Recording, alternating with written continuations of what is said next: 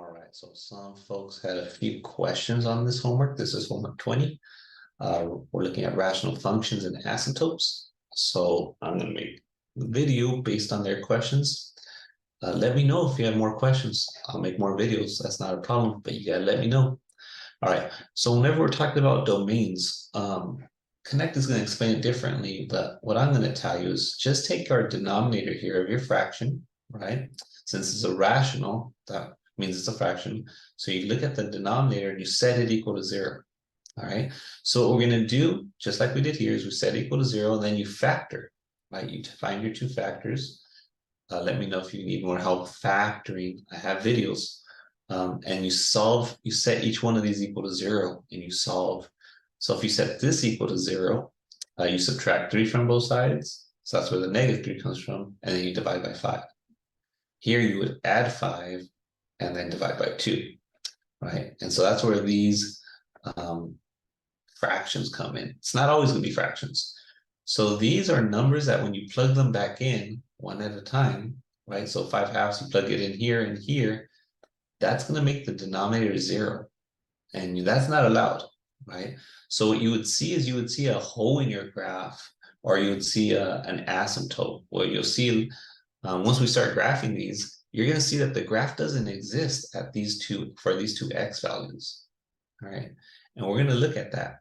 So when they're talking about the domain, they're saying, hey, what values am I allowed to actually plug in here and get an answer?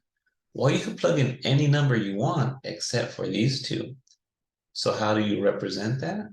Well, this is how you represent it. You start from negative infinity, plug in any number you want until you get to the smaller of these two numbers.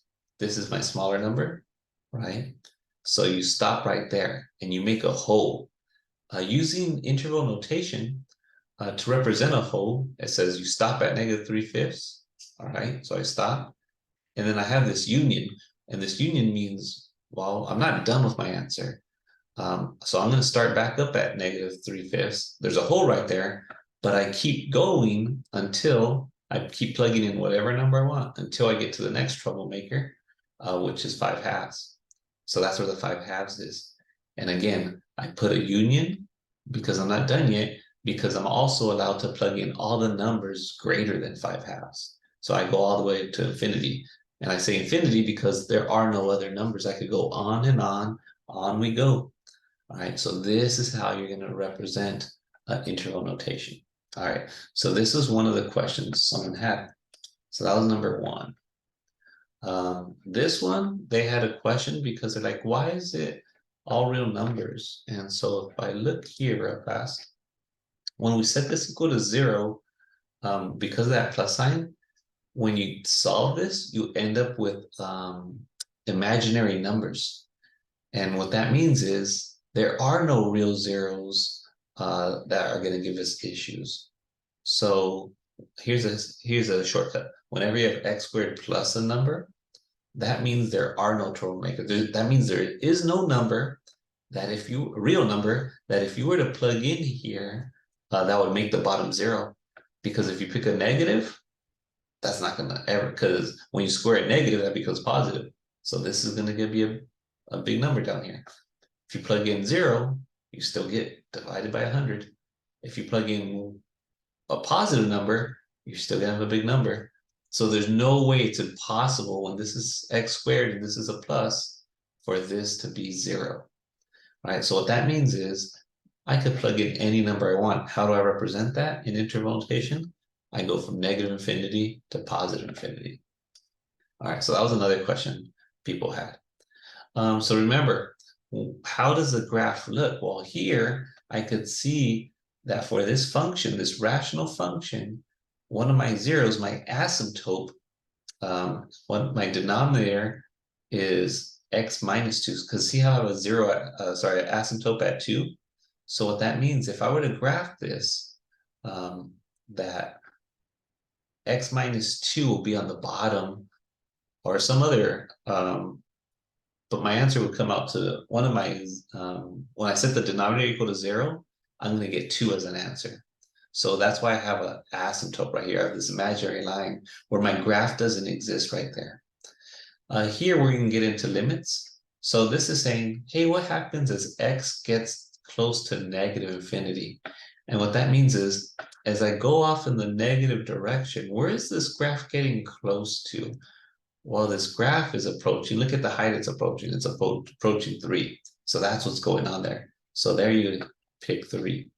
And then here, let me go ahead and click this just so we can see. Go fast forward mode on this. So their answer was 3. The second question says, what happens when x gets closer to 2?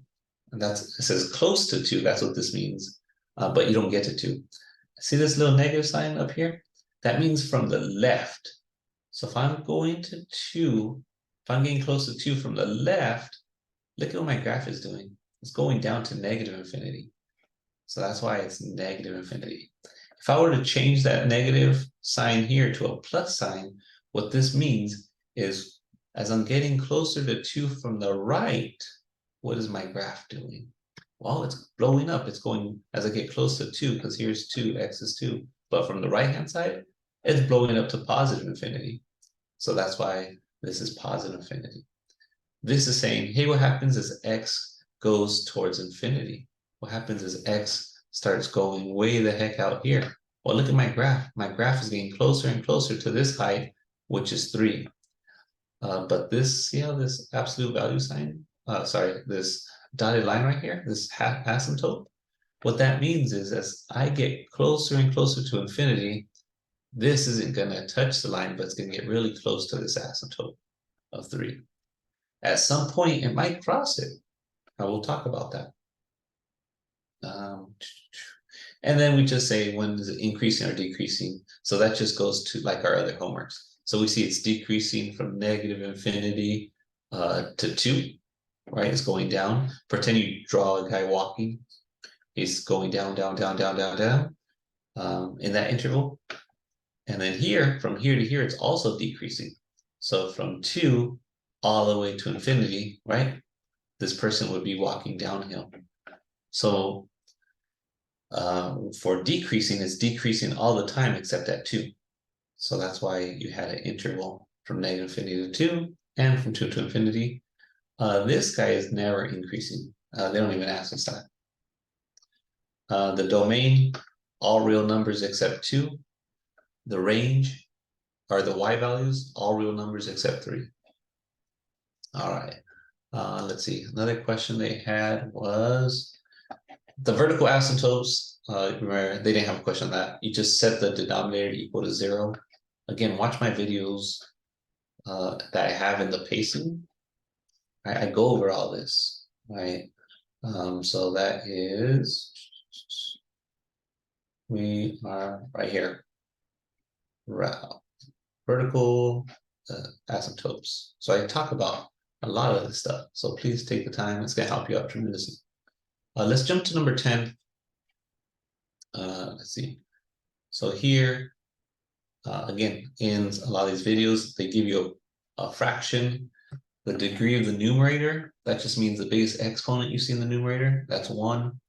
The biggest degree in the denominator, that's 2, right? Whenever the degree downstairs is bigger than the degree upstairs, we say that your asymptote, your horizontal asymptote, is the line y equals 0, all right? So what you do is you're going to set this function equal to 0. So that's for part 2, set it equal to 0. And then you always multiply by the denominator, what's on the bottom. So that's why I multiply both sides by what's on the bottom. What that's going to do is it's going to cancel the denominator, and you're going to be left with that x plus 3.